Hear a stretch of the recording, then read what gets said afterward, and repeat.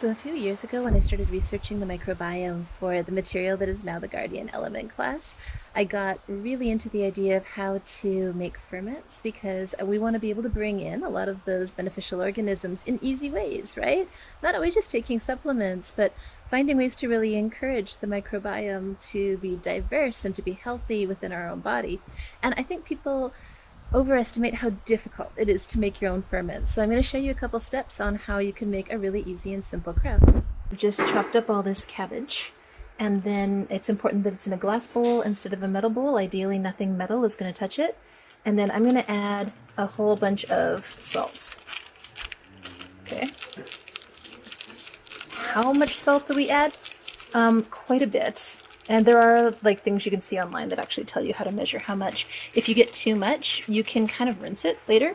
So it's almost better too much than too little. And the next step is to kind of mix it. And this is awkward because I'm doing it one-handed while I'm filming this. But as you start mixing it, you're going to start to feel the cabbage is getting wet.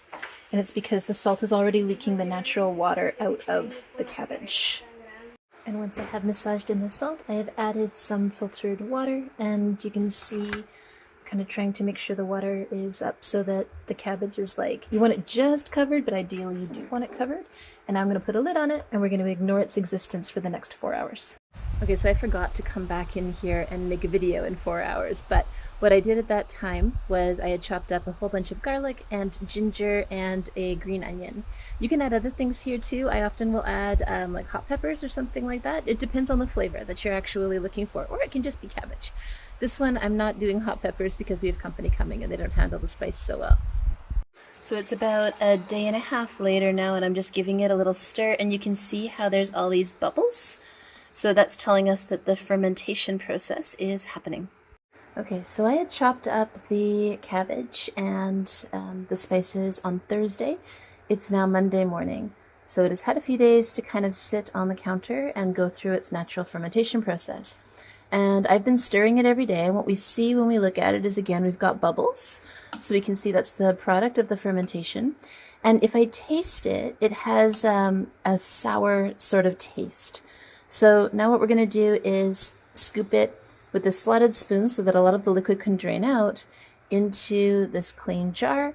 And then we're going to make sure that the liquid covers it at the top. So you can see that I've packed the jars tight, and now I'm going to spoon the brine over top until it is covering all the vegetable. And now my jars are ready to go in the fridge.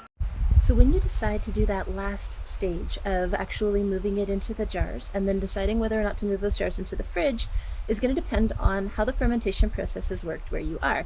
So we're in Costa Rica, we have lots of natural yeasts and things in the air, and our climate here is kind of hot and muggy, right? So ferments happen really, really fast. If at that point, like after a few days of it sitting out, it doesn't smell sour, it doesn't start to taste like kraut, you might need to give it a few more days. Remember that the fermentation process doesn't completely stop when it goes into the fridge, it just slows it way down.